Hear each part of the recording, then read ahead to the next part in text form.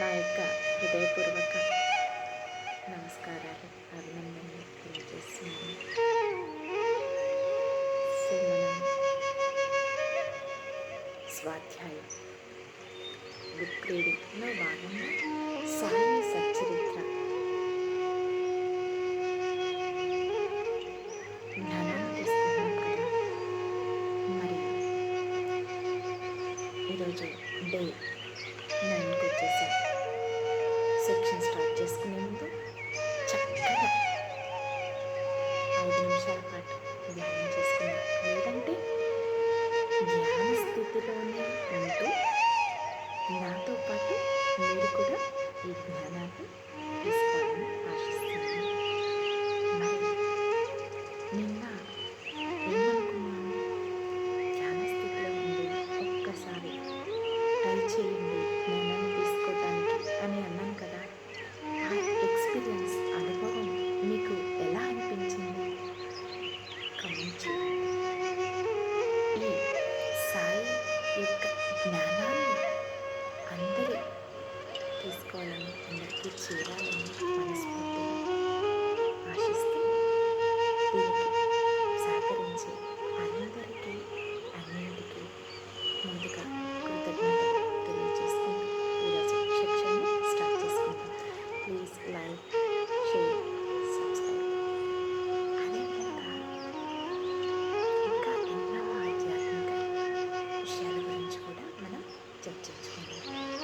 Okay friends, చక్కగా ఉన్న చోటని ధ్యాన స్థితిలోనే ఉంటూ జ్ఞానాన్ని తీసుకొని మొత్తం స్టార్ట్ చేయండి. చక్కగా ఉన్న చోటని స్థిరమైన సుఖ ఆసనంలో కూర్చోండి. వేళ్ళల్లోకి వేళ్ళు పెట్టుకోండి. కాళ్ళు రెండు కూడా క్రాస్ చేసుకోండి. మీ రెండు కళ్ళని క్లోజ్ చేసుకొని దీర్ఘ శ్వాసను తీసుకోండి. మై డియర్ మాస్టర్స్, నిదానంగా శ్వాసని బయటకు వదిలేయండి.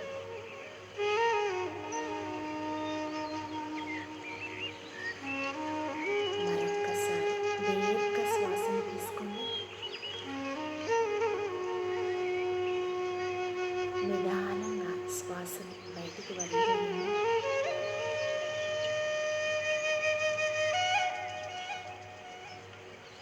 ఇంకొకసారి దీర్ఘ శ్వాసను తీసుకోండి. నిదానంగా శ్వాసని బయటికి వదిలేయండి.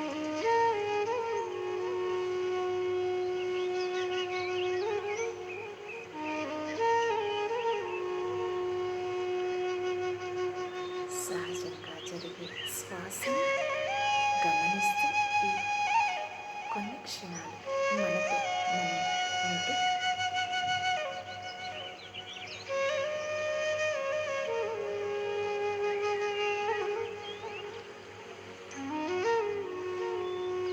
ఎంతో జ్ఞానాన్ని తీసుకుంటాం. మనలో ఉన్న అద్భుతమైన శక్తిని గుర్తించుకుందాం.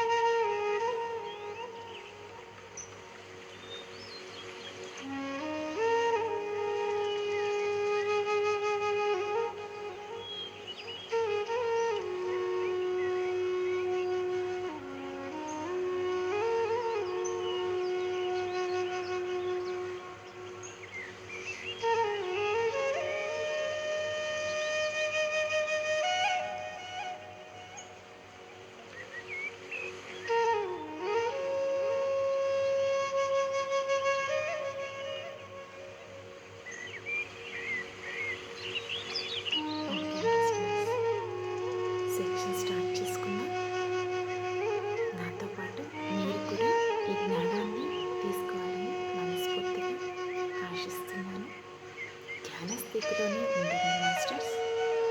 ఎట్టి పరిస్థితుల్లోనూ కళ్ళు తెరవకండి. చక్కగా శ్వాసని గమనిస్తూ ఈ జ్ఞానాన్ని చక్కగా తీసుకోవాలని కోరుకుంటున్నాను. ఓకే. ఓం శ్రీ సాయినాథాయ నమః. శ్రీ సాయి సచ్చరిత్రము 10వ అధ్యాయం. సాయిబాబా జీవిత విధానము, బాబా వారి శయన లీల, బ్రహ్మము యొక్క సగుణ అవతారము, షిరిడీలో బాబా నివాసము, వారి జన్మ తేదీ, బాబా లక్ష్యము, వారి బోధలు, సాయిబాబా సద్గురువు, బాబా వారి అణుకువ, నానావాళి, మహాత్ముల కథాశ్రవణం, వారి సాంగత్యమే అతి సులభ మార్గం. ఈ టాపిక్స్ అన్నీ కూడా ఈ అధ్యాయంలో తెలుసుకుందాం. సాయిబాబా జీవిత విధానము. ఎల్లప్పుడూ శ్రీ సాయిబాబాను భక్తి ప్రేమలతో జ్ఞప్తి యందు ఉంచుకొనుము. ఏలన బాబా ఎల్లప్పుడూ తమ ఆత్మస్వరూపమునందే లీనమై స్వరులకు హితము చేయుటయందు నిమగ్నమై ఉండువారు. వారి స్మరణయే జీవనామస్మరణ రూపమైన సంసారమనేడు చిక్కుముడిని విప్పు తరుణోపాయం. ఇది అన్నింటికంటే అత్యంత శ్రమతో గొప్ప ఫలితము పొందవచ్చు. అందువలన ఇక ఆలస్యము చేయక మన దేహ ఇంద్రియములలో పటుత్వమున్నంత వరకు ప్రతి విషయమును ఈ సాధనమును అనుష్ఠించుటకు వెచ్చించవలెను. ఇతర దేవతల అంతా ఉత్త భ్రమ. గురువొక్కడే దేవుడు. సద్గురువు చరణములను నమ్మి కొలిచినచో వారు మన అదృష్టమును బాగు చేయగలరు. వారిని శ్రద్ధగా సేవించినచో సంసార బంధముల నుండి తప్పించుకొనగలము. న్యాయమి మాంసాది షట్ దర్శనములను చదువ పనిలేదు. మన జీవితమనే ఓడకు సద్గురుని సారంగుగా చేసుకొనొచ్చు. కష్టములు చింతలతో కూడిన సంసారమనే సాగరమును మనము సులభముగా దాటగలం. సముద్రములు, నదులు దాటునప్పుడు మనము ఓడ నడిపే వానియందు నమ్మకముంచినట్లు సంసారమనే సాగరమును దాటుటకు సద్గురు అనే సారంగుపై పూర్తి నమ్మకం ఉంచవలెను. భక్తుల యొక్క అంతరంగమున గల భక్తి ప్రేమలను బట్టి సద్గురువు వారికి జ్ఞానమును, శాశ్వత ఆనందమును ప్రసాదించును. గత అధ్యాయములో బాబా యొక్క భిక్షాటనమును, కొందరు భక్తుల అనుభవములు మొదలగునవి చెప్పితిని. ఈ అధ్యాయములో బాబా ఎక్కడ నివసించెను, ఎలాగ జీవించెను, ఎట్లు శయనించుచుండేడివారు, భక్తులకు ఎట్లు బోధించుచుండెను మొదలగునవి చెప్పుదుము. బాబా వారి శయనశీలి. మొట్టమొదట బాబా ఎచట ఎట్లు పండుకొనుచుండెనో చూద్దాం. ఒకసారి నానాసాహెబ్ బెంగలే సుమారు 4 మూరల వెడల్పు, 1 జానెడు వెడల్పు గల కర్రబల్లను బాబా పడుకోనటానికి తెచ్చెను. ఆ బల్లాను నేలపై వేసుకొని కొనుటకు మారుగా బాబా దానిని మసీదు యొక్క దూలములకై ఊయల వలె వేలాడునట్లు చినికిన పాత గుడ్డ పీలికలతో కట్టి దానిపై పండుకొన మొదలెడెను. గుడ్డ పీలికలు పలుచునవి, ఏమాత్రమూ బలమైనవి కావు. అవి ఆ కొయ్యబల్ల యొక్క బరువును మోయితే గగనం. ఇంకా బాబా యొక్క బరువును కూడా కలిపి అవి ఎట్లు భరించుచుండెనన్నది ఆశ్చర్య వినోదములకు హేతువయ్యను. ఆ పాతగుడ్డ పీలికలు అంత బరువును మోయగలుగుట నిజముగా బాబా లీలయే. బాబా ఈ బల్ల యొక్క 4 మూలల యందు 4 దీపపు ప్రమిదలు ఉంచి రాత్రి అంతయు దీపములు వెలిగించుచుండిరి. ఇది ఏమి చిత్రము! బల్లపై ఆజానుబాహుడగు బాబా పండుకొనుటకే స్థలము చాలనప్పుడు దీపములు పెట్టుటకు జాగా ఎక్కడిది?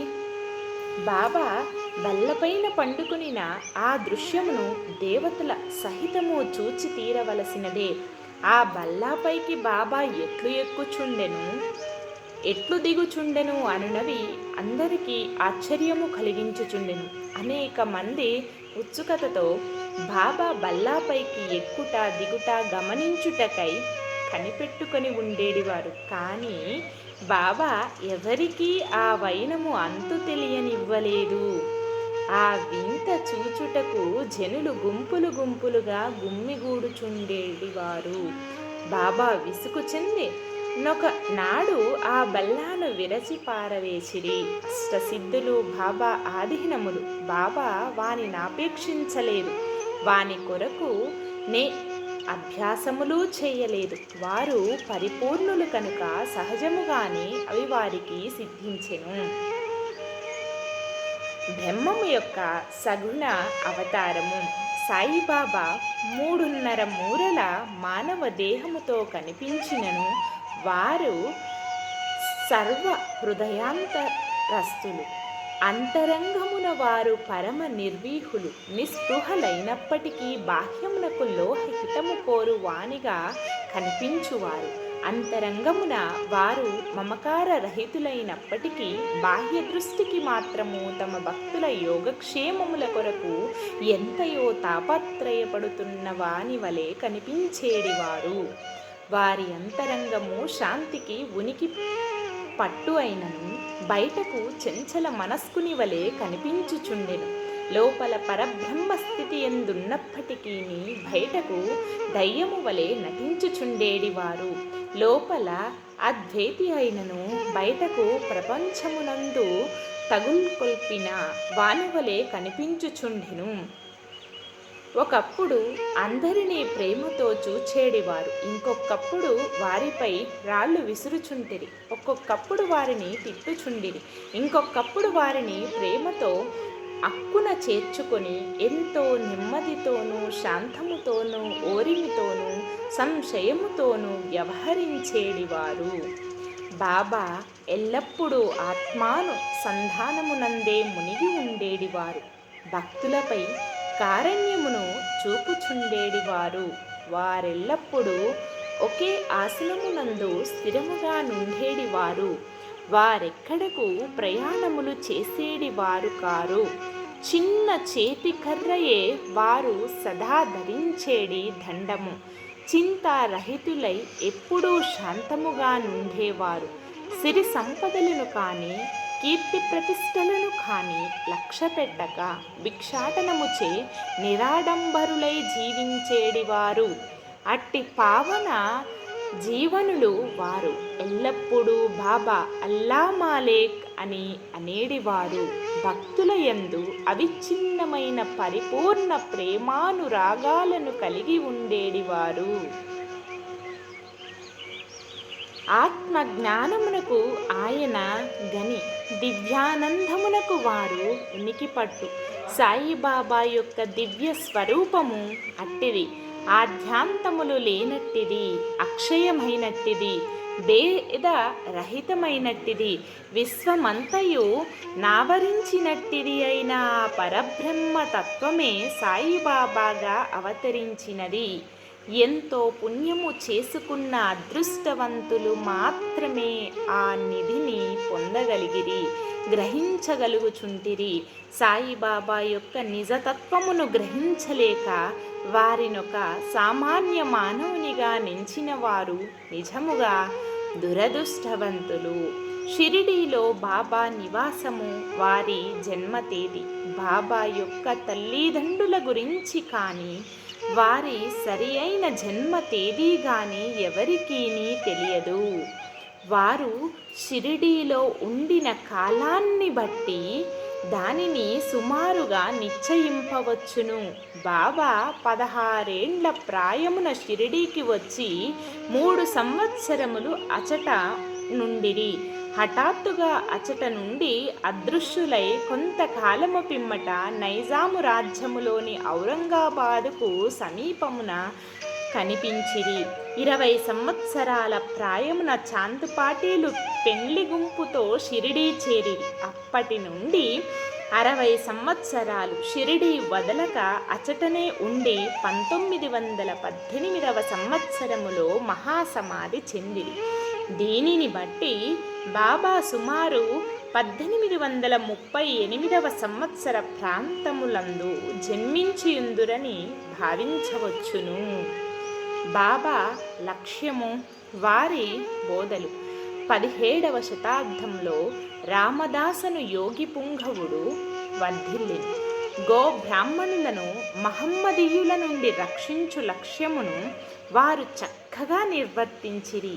వారు గతించిన 200 ఏళ్ల పిమ్మట హిందువులకు మహమ్మదీయులకు తిరిగి వైరము ప్రబలెను.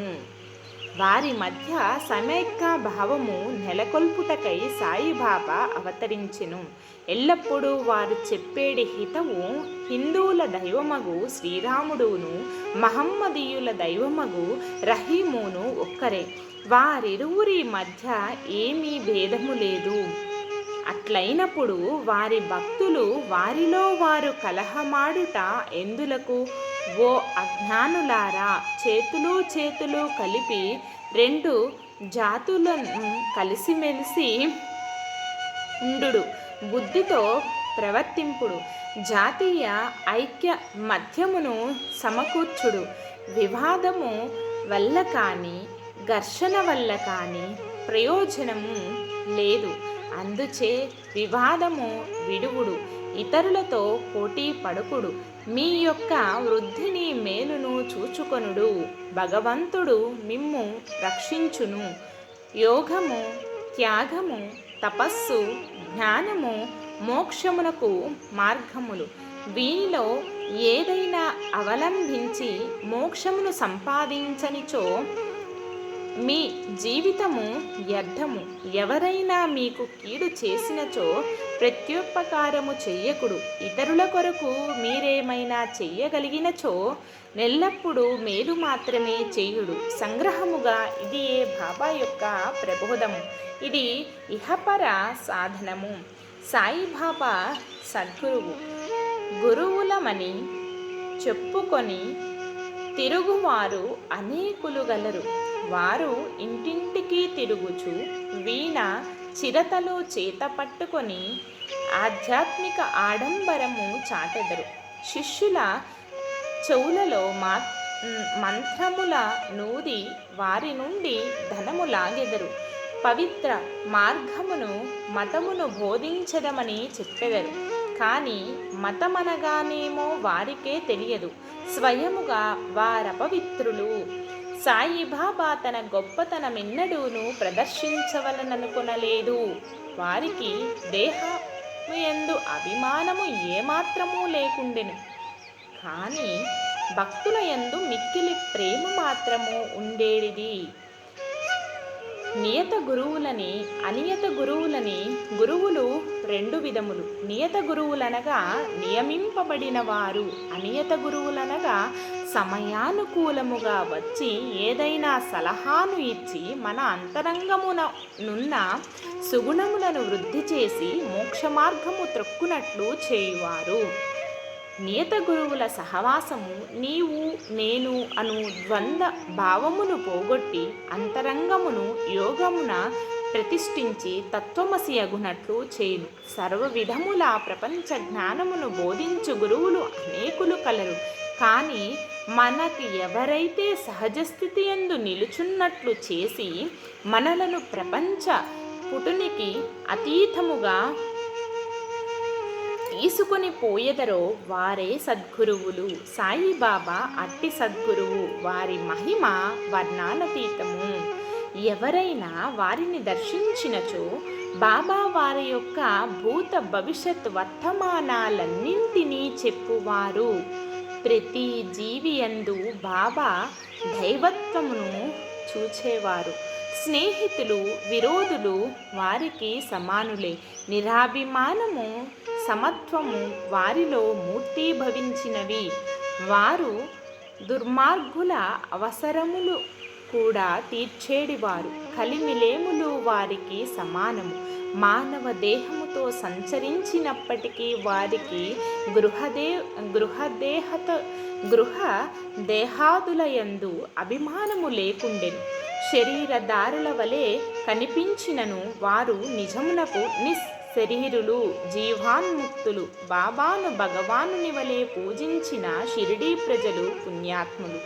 ఏది తినుచున్నను త్రాగుచున్నను, తమ దొడ్లలోను పొలములలోను పని చేసుకొనుచున్నను వారెల్లప్పుడూ సాయిని జ్ఞప్తియందు ఉంచుకొని సాయి మహిమను కీర్తించుచుండేడివారు.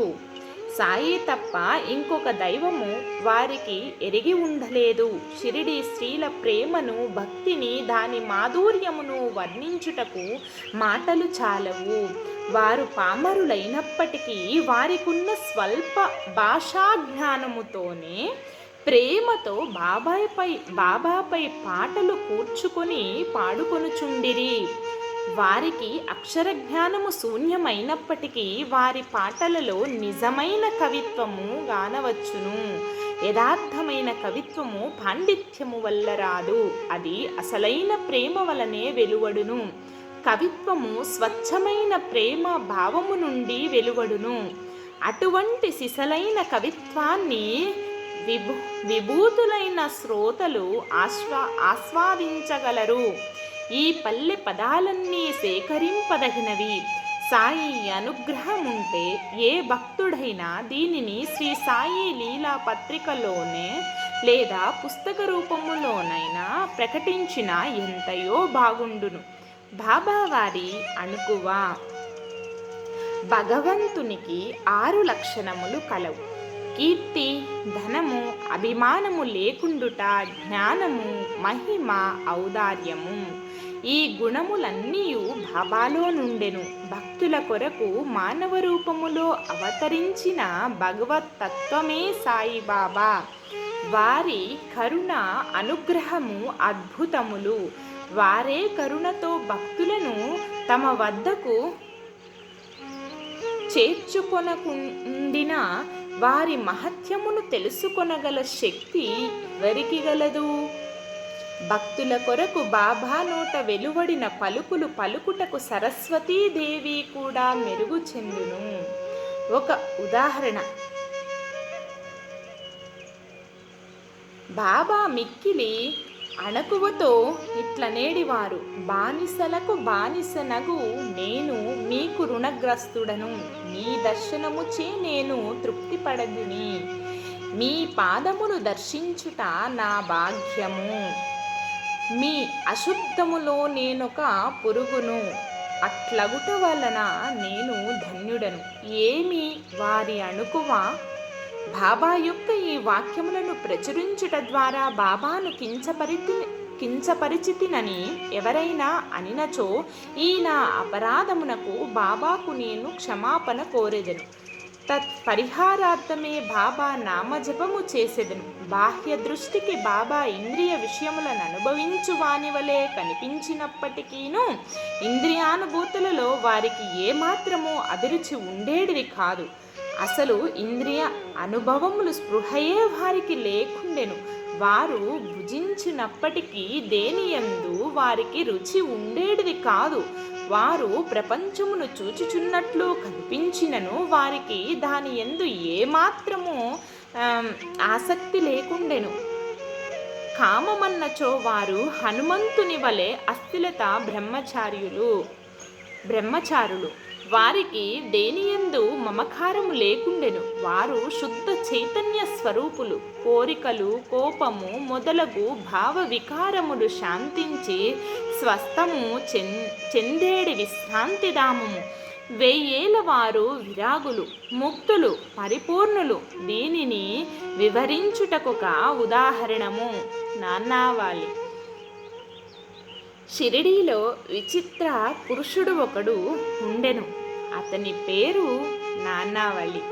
అతడు బాబా విషయములను పనులను చక్కపెట్టుచుండువారు.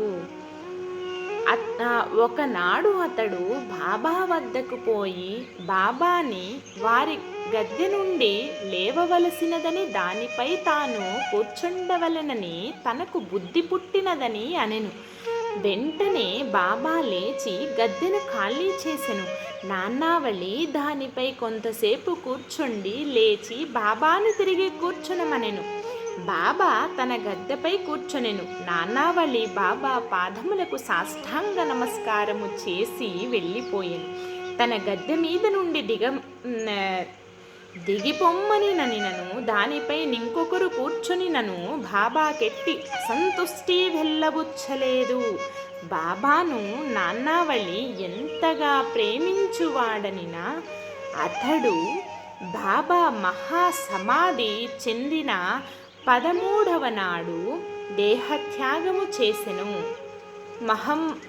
మహాత్ముల కథాశ్రవణము, వారి సాంగత్యమే అతి సులభ మార్గము. సాయిబాబా సామాన్య మానవుని వలె నటించినప్పటికీ వారి చర్యలను బట్టి వారు అసాధారణ బుద్ధి కుశలతలు కలవారని తెలియవచ్చును. వారు చేయునదంతయు తమ భక్తుల మేలు కొరకే. వారు ఆసనములు కానీ, యోగాభ్యాసములు కానీ, మంత్రోపదేశములు కానీ తమ భక్తులకు ఉపదేశించలేదు.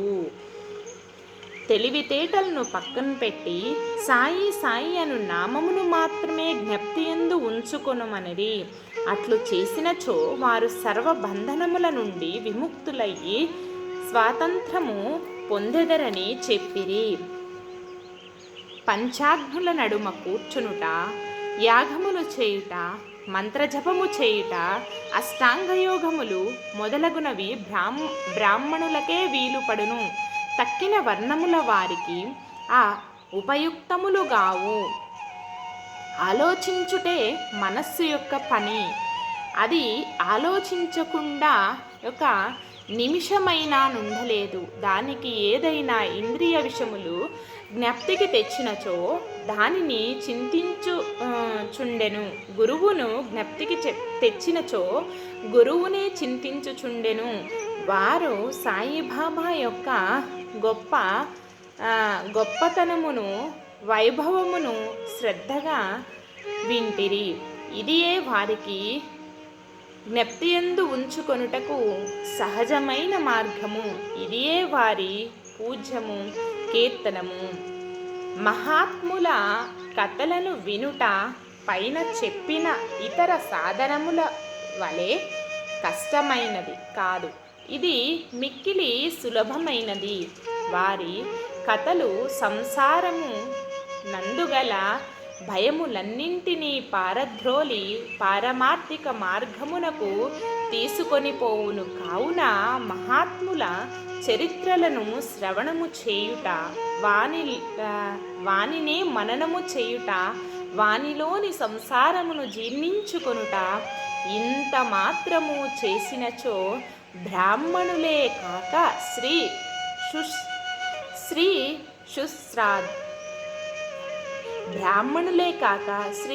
శూద్రాది అన్ని వర్ణముల వారు కూడా పవిత్రులగుదురు. ఇంత మాత్రము చేసినచో బ్రాహ్మణులే కాక శ్రీ శూద్రాది అన్ని వర్ణముల వారు కూడా పవిత్రులగుదురు. ప్రాపంచిక బాధ్యతలందు తగులుకొని ఉన్నను మీ మనస్సును సాయిబాబాకి అర్పింపుడు. వారి కథలు వినుడు. వారు తప్పక మనలను అనుగ్రహించగలరు. ప్రాపంచిక బాధ్యతలందు తగులుకొల్పి నను మీ మనస్సును సాయిబాబా కర్పింపుడు. వారి కథలు వినుడు. వారు తప్పక మనలను అనుగ్రహించగలరు. ఇది మిక్కిలి సులభోపాయము. అయినచో మరి దీనిని ఎందుకు అందరూ అవలంబించలేకున్నారు అని అడగవచ్చు. కారణమేమన భగవంతుని కృపా కటాక్షములు లేని ఎడల మహాత్ముల చరిత్రలను వినుటకు కూడా మనస్సు అంగీకరించదు. భగవంతుని చేతనే సర్వము నిరాటంకము సుగమము అగును. మహాత్ముల కథలు వినుట అనగా వారి సాంగత్యము చేయుటే. మహాత్ముల సాంగత్యము చే కలుగుట ప్రాముఖ్యము చాలా గొప్పది. అది మన అహంకారమును దేహము యందు అభిమానమును నశింపచేయును. చావు పుట్టుకలనే బంధములను కూడా నశింపచేయును. హృదయ గంధములను తెగగొట్టును. తుదకు శుద్ధ చైతన్య రూపుడగు భగవంతుని సాన్నిధ్యమునకు తీసుకొని పోవును. విషయ వ్యామోహముల యందు మనకు గల అభిమానమును తగ్గించి ప్రాపంచిక కష్ట సుఖముల యందు విరక్తి కలగచేసి పారమార్థిక మార్గమున నడుపును. మీకు భగవన్నామస్మరణము పూజ భక్తి వంటి ఇతర సాధనములేవియూ లేకపోయినను కేవలము హృదయపూర్వకముగా మహాత్ములను ఆశ్రయించినచో చాలును. వారు మనలను భవసాగరము నుండి తరింపచేయుదురు. మహాత్ములు అందుకొరకే అవతరించెదరు. ప్రపంచ పాపములు తొలగచేయునట్లి గంగా గోదావరి కృష్ణ కావేరి మున్నగు పవిత్ర నదులు కూడా మహాత్ములు వచ్చి తమ నీటిలో స్నానము చేసి తమను పావనము చెయ్యవలనని వాంఛించుచుండును. మహాత్ముల మహిమ అట్టిది. మన పూర్వజన్మ సుకృతముచే మనకు సాయిబాబా పాదములను ఆశ్రయించు భాగ్యము కలిగినది. మసీదు గోడ కానుకొని ఊది మహాప్రసాదమును తన భక్తుల యోగక్షేమములకై పంచిపెట్టు సుందర స్వరూపుడును ఈ ప్రపంచము యొక్క ఆ భావమును చింతించు వాడును సదా పరిపూర్ణానందములో మునిగి ఉండువాడునగు సాయి పాదములకు సాష్టాంగ నమస్కారములు చేయుచు ఈ అధ్యాయమును ముగించెదము. 10వ అధ్యాయము సంపూర్ణం. సద్గురు శ్రీ సాయినాథర్పణమస్తు. శుభం భవతు. ఓం శ్రీ సాయినాథాయ నమః. ఓకే మాస్టర్స్, ఈరోజుతో సెక్షన్ క్లోజ్ చేసుకున్నాం. ఇప్పటిదాకా జ్ఞానాన్ని తీసుకున్నాం కదా. చివరిగా ఇంకొక నిమిషం ఇలానే కంటిన్యూ చేయండి ధ్యానాన్ని. ఈ ఒక్క నిమిషం చివరి ఈ క్షణం మనకి చాలా ముఖ్యమైనది. ఇప్పుడు మనం విన్న జ్ఞానాన్నంతా కూడా, మనం తెలుసుకున్న జ్ఞానాన్నంతా కూడా మనలో నింపుకోవడానికి ఇది చివరి క్షణం. చాలా చాలా ముఖ్యమైనది. ప్రశాంతంగా ఇలానే జ్ఞానాన్ని ఇంకొక నిమిషం పాటు కంటిన్యూ చేయండి. చక్కగా ప్రశాంతంగా కూర్చొని సహజమైన శ్వాసను గమనిస్తూ ఉండండి.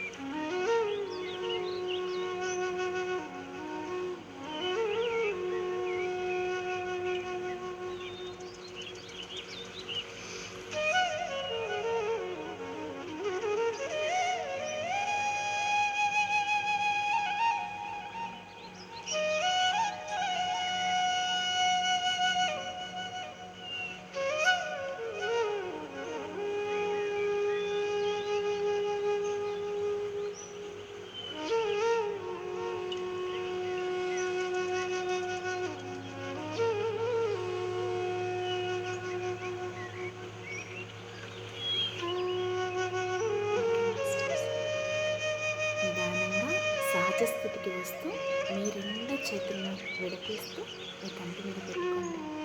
ఇంకా ధ్యానంలో ఉండాలి అనిపిస్తే కంటిన్యూ చేయండి.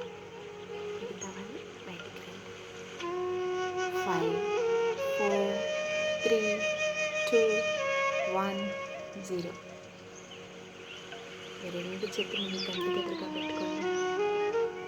నిదానంగా కళ్ళు నవ్వించండి. ఇప్పుడు చెప్పండి, ఎలా అనిపిస్తుంది? బాగుంది కదా? చాలా బాగుంది కదా? ధ్యాన సాధనలో స్వాధ్యాయం అనేది చాలా ముఖ్యమైన ఘట్టం. చక్కగా జ్ఞానాన్ని తీసుకోవడానికి ప్రయత్నించండి. లోతుల్లోకి తీసుకుందాం. బాగుంటుంది. ఒక్కసారి విన్నప్పుడు ఒకలాగా ఉంటుంది. సేమ్ అదే మళ్ళీ ఇంకొకసారి విన్నప్పుడు ఇంకొకలాగా అనిపిస్తుంది మనకి. అంటే దాన్ని మనం క్షుణ్ణంగా లోతుల్లోకి వెళ్తాం. తెలుసుకున్న ప్రతిసారి, మనం వినిన ప్రతిసారి, చదివిన ప్రతిసారి కూడా ఇలానే అనిపిస్తుంది. ఎందుకంటే అది నా పర్సనల్ ఎక్స్పీరియన్స్ అనమాట. ఫస్ట్ నేను అసలు చదవలేదండి, శ్రవణం విన్నాను, బాగా విన్నాను. విన్న తరువాత 1 year పాటు విన్నాను. విన్న తరువాత నెక్స్ట్ ఇయర్ నుంచి చదవటం ప్రయత్నించాను. అంటే అప్పటిదాకా విన్నాను కదా. విన్న తర్వాత ఫస్ట్ టైం చదివినప్పుడు అందులో అంతరార్థం ఒకలాగా తీసుకుంటాం. మళ్ళీ నెక్స్ట్ ఏంటి అంటే మనం పెరిగే కొద్దీ, మన ధ్యాన స్థితి పెరిగే కొద్దీ మనం తీసుకుంటున్న మన జ్ఞాన సేమ్ అదే ఉంటాయి, అవే పదాలు అవి. కాకపోతే ఏంటంటే లోతుల్లో అసలు ఏం బోధిస్తోంది అనేది ఖచ్చితంగా తెలుసుకుంటామండి. ఇది నా స్వ అనుభవం. ప్రయత్నించండి మీరు కూడా. తీసుకోవాలి, జ్ఞానాన్ని తీసుకోవాలి. మనం ఎంతో నేర్చుకోవాలి. ప్రతి నిత్య విద్యార్థిగానే ఉండాలి మనం. ఓకే ఫ్రెండ్స్, ఓకే మాస్టర్స్, ఇప్పటి వరకు ఈ సెక్షన్కి సహకరించిన ప్రతి ఒక్కరికి, అందరికీ, అన్నింటికీ నా యొక్క హృదయపూర్వక కృతజ్ఞతలు.